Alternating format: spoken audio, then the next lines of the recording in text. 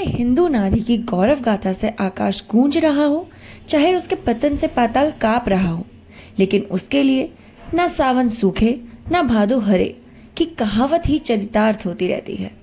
उसे अपने हिमालय की लजा देने वाली उत्कर्ष तथा समुद्र तल की गहराइयों से स्पर्धा करने वाली अपकर्ष दोनों का इतिहास आंसुओं से लिखना पड़ा है और संभव है भविष्य में भी लिखना पड़े।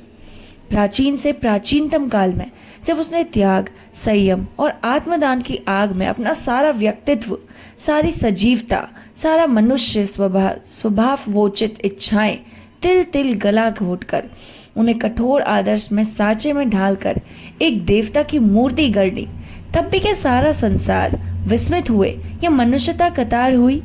क्या नारी के बड़े से बड़े त्याग को, आत्मनिवेदन को संसार ने अपना अधिकार नहीं किंतु अपना अद्भुत दान समझकर नम्रता से स्वीकार किया है?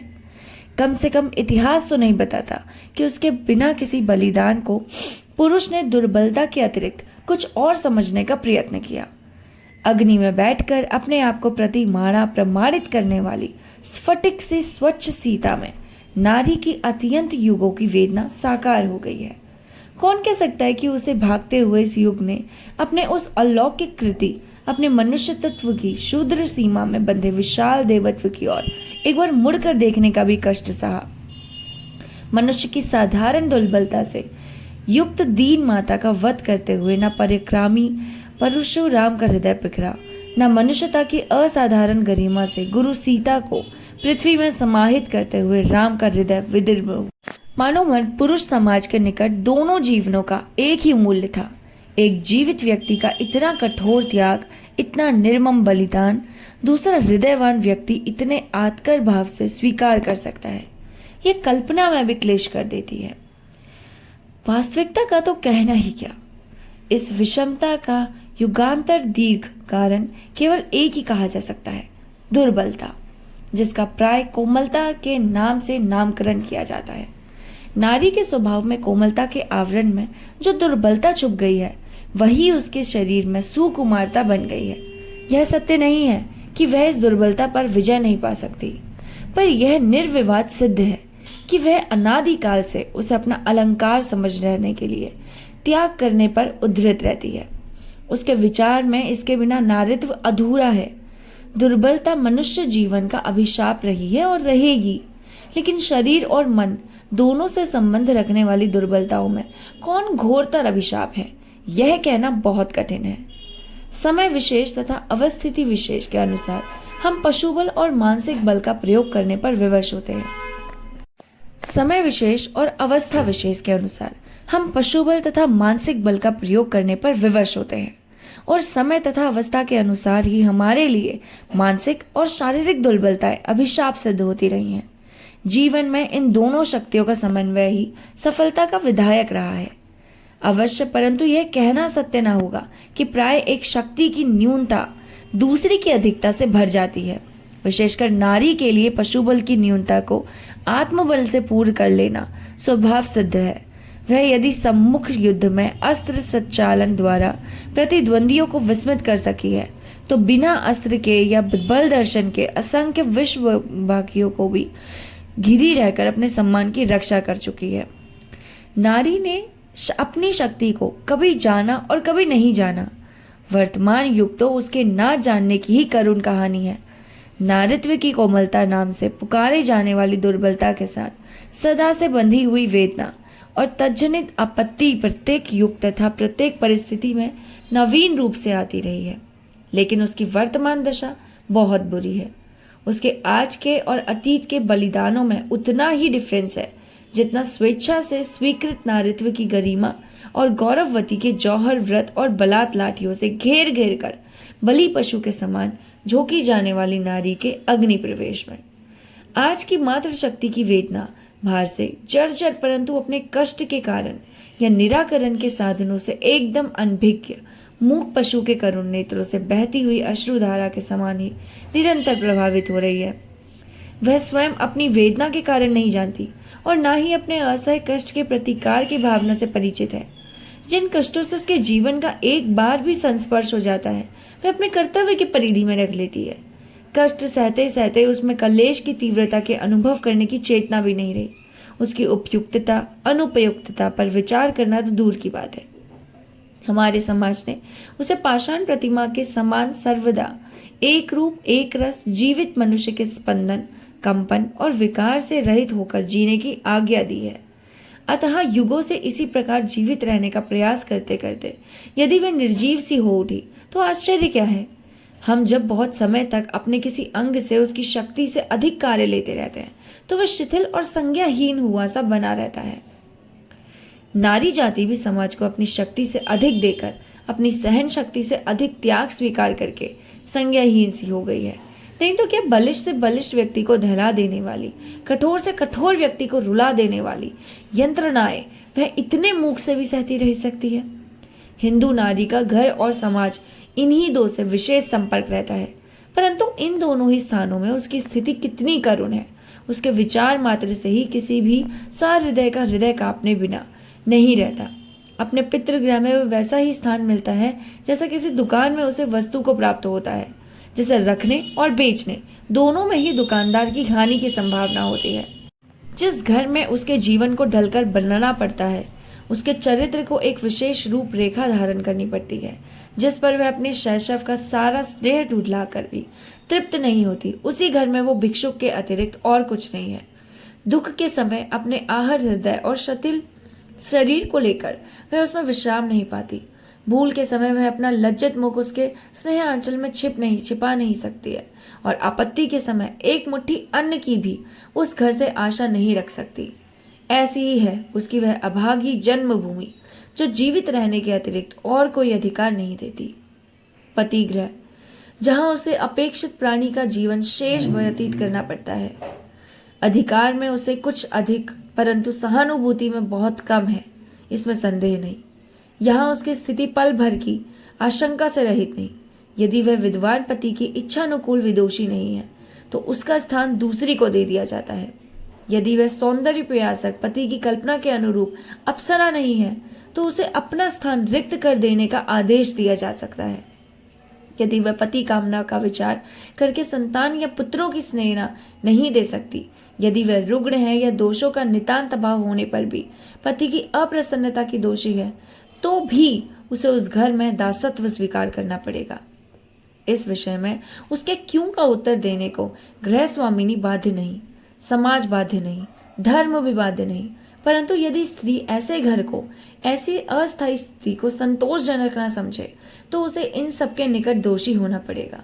उसे अपने विषय में सोच समझने का अधिकार नहीं, क्योंकि उसका जीवन वृद्ध रोगवश जड़धीनता में जो पिता का बोझ हल्का करने में समर्थ हो गया, उसी को जन्म जन्मांतर के लिए निवेदित हो गया है। चाहे वह स्वर्ण पिंजरे की बंदनी हो, चाहे लो पिंजरे की, परंतु बंदनी तो वह है ही, और ऐसी ही जिसके निकट स्वतंत्रता का विचार तक पाप कहा जाएगा। स्त्री का स्वतंत्र अर्हम शास्त्र ने कहा है, जिसके चरणों में उसका जीवन निवेदित है। यदि वह उसे संदूक में बंद बालक की गुड़िया के समान संसार की दृष्टि से, सूर्य की धूप और पवन के स्पर्श से बचाकर रखना चाहता है, तो भी सब इस कार्य के लिए उसे साधुवाद ही देना उचित समझेंगे। उनके विचार में नारव मानवी नहीं, देवी है, और देवताओं को मनुष्य के लिए आवश्यक सुविधाओं का करना ही क्या है। नारी के देवत्व की कैसी विडंबना है। यदि दुर्भाग्य से स्त्री के मस्तक का सिंदूर धुल गया, तब तो उसके लिए संसार ही नष्ट हो गया। यह ऐसा अपराध है जिसके कारण उसे मृत्यु दंड से भी भीषणतर दंड भोगते हुए तिल तिल घुलकर जीवन के शेष युग बन जाने वाले क्षण व्यतीत करने होते हैं। ऐसी परिस्थिति में यदि दीर्घकाल तक गुड़िया बनी रहने वाली स्त्री मातृत्व के उत्तरदायित्व से युक्त होती है, उसे अपने अभिशापमय जीवन के साथ अनेक दूध मुहे बालकों से लेकर ऐसे अंधकार में मार्ग ढूंढना पड़ता है जिसमें प्रत्येक यात्री दूसरों की भ्रांति में डालना अपराध ही नहीं समझता। यदि वह अबोध बालिका है तो भी समाज और परिवार सनातन नियम के पालन में अपने आप को राजा हरिश्चंद्र से अधिक दृढ़ प्रतिज्ञ प्रमाणित करने में पीछे नहीं रहेंगे। जिन मानवीय दुर्बलताओं को वे स्वयं अविरत संयम और अटूट साधना से भी जीवन के अंतिम क्षणों तक ना जीत सकेंगे, उन्हीं दुर्बलताओं को किसी भूली हुई अस्पष्ट सुधि द्वारा जीत लेने का आदेश वे उन अबोध बालिकाओं को दे डालेंगे जो जीवन से अपरिचित है। उनकी आज्ञा है, उनके शास्त्रों की आज्ञा है और कदाचित उनके निर्मम ईश्वर की भी आज्ञा है कि वे जीवन की प्रथम अंगड़ाई को अंतिम प्राणायाम में परिवर्तित कर दे। आशा की पहली सुनहली किरण को विषाद के निविड़ अंधकार में समाहित कर दे। सुख के मधुर पुलक को आंसुओं में बहा डाले। इस विराग की साधना के लिए उन्हें अनंत प्रलोभनों से भरे हुए, वैभव से सजे हुए और बाधिकों से पूर्ण स्थान के अतिरिक्त कोई एकांत स्थान भी नहीं मिल पाता। इतने प्रकार के शारीरिक और मानसिक कष्टों को भी देकर स्त्री के दुर्भाग्य को संतोष नहीं हुआ। इसका प्रमाण आज की नारी अपहरण की समस्या है। नारी जीवन की उस करुण कहानी का जिसे घोरतर उपसंहार और हो भी कह सकता था। जिस रूप से जिन साधनों के द्वारा इस लोहहर्षक कार्य का संपादन हो रहा है, उसे सुनकर निर्जीव भी जाग जाते। लेकिन हमारी निद्रा तो मृत्यु की महानिद्रा को भी लजा देने वाली हो गई है। बिना सर्वनाश के उसका टूटना संभव ही नहीं है। अपहृत हिंदू स्त्रियों में कुछ तो ऐसी रहती हैं जिनका जीवन ग्रह और समाज की अनुमानसिक यातनाओं से इतना दुर्व्यय हो जाता है कि छुटकाने का कोई भी द्वार उन्हें बुरा नहीं लगता। वो बहकावे में आकर एक नरक से बचने के लिए दूसरे नरक की शरण लेने को उद्यत हो जाती हैं। उनका आहत हृदय इतना चेतना शून्य हो जाता है कि मानवपन का अनुभव करने की शक्ति ही नहीं रह जाती। उन्हें तो घायल के समान क्षण भर के लिए ऐसा स्थान चाहिए जहां उनके शीर्ण शरीर को कुछ विश्राम मिल सके।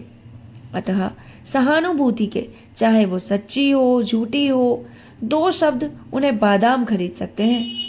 यदि ऐसे हृदय को समय पर हम ही से आश्वासन, सांत्वना मिल सकती, यदि हम ही इन्हें मनुष्य समझ सकते, वर्षों से जम जम कर इनके जीवन को पाषाण बना देने वाली आंसुओं की करुण कहानी सुन लेते और इनके असहाय दुख भार को अपनी सहानुभूति से हल्का करने का प्रयत्न कर सकते, तो आज का इतिहास कुछ और ही हो जाता।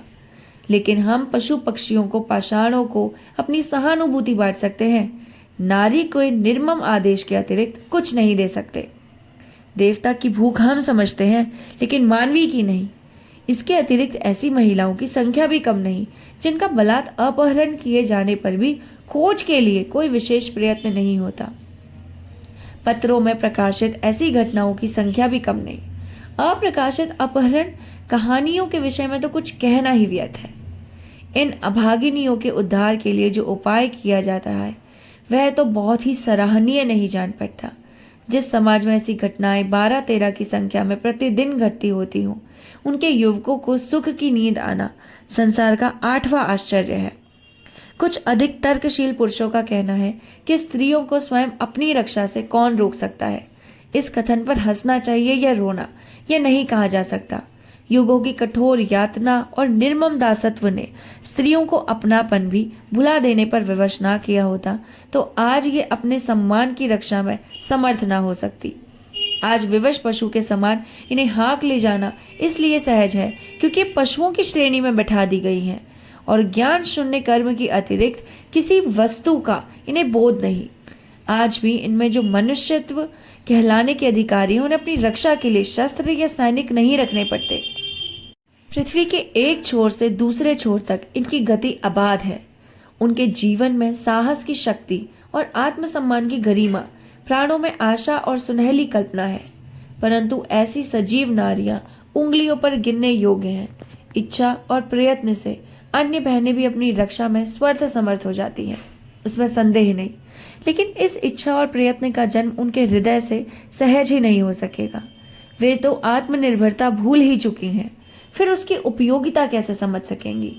उनके जीवन को सुव्यवस्थित करने तथा उन्हें मनुष्यता की परिधि में लौटा देने का प्रयत्न कुछ विदोषी बहनें तथा पुरुष समाज ही कर सकता है। परंतु यह ना भूलना चाहिए कि जिस समय घर में आग लगती है उसी समय कुएं खोदने वाले को राख के अतिरिक्त और कुछ नहीं मिलता। इसी से आपत्ति का धर्म संपत्ति के धर्म से भिन्न कहा जाता है। इस समय आवश्यकता है कि ऐसे देशव्यापी आंदोलन की जो सबको सजग कर दे, उन्हें इस दिशा में प्रयत्नशीलता दे और नारी की वेदना का यथार्थ अनुभव करने के लिए उनके हृदय को संवेदनशील बना दे। जिससे मनुष्य जाति के कलंक के समान लगने वाले इन अत्याचारों का तुरंत अंत हो जाए, अन्यथा नारी के नारित्व अभिशाप तो है ही। ये कहानी आप सभी को पता होगा कि किसने लिखी हुई है। जी हाँ, महादेवी वर्मा जी ने। लेकिन ये कहानी आज के संदर्भ में कितनी ज़्यादा प्रामाणिक प्रतीत होती है, ये तो आप इतने सारे डिजास्टर को देखकर समझ ही सकते हैं। हमारे आसपास चलने वाली रोज रोज ये कहानियां होती ही रहती हैं। हर रोज हम किसी का उत्पीड़न सुनते ही हैं। किसी का क्या, बहुत सारे उत्पीड़न तो ऐसे हैं जो अखबारों में छपते भी नहीं, जो मीडिया की नज़रों में आते भी नहीं, क्योंकि स्त्री ने उसको अपना भाग्य मान लिया है। लोगों द्वारा उसी को ही क्रिटिक किया जाता है कि शायद उसी की ही कोई गलती होगी, शायद उसी ने ही कोई बुरा काम किया होगा, क्योंकि स्त्री वो तो हमेशा गलत ही हो सकती है। आपको ये कहानी कैसी लगी हमें कमेंट करके ज़रूर बताइएगा। अगर आपको ये कहानी अच्छी लगी और आप और कहानियाँ सुनना चाहते हैं तो हमारे चैनल को सब्सक्राइब कीजिए। मिलते हैं नेक्स्ट कहानी के साथ, तब तक के लिए बाय बाय।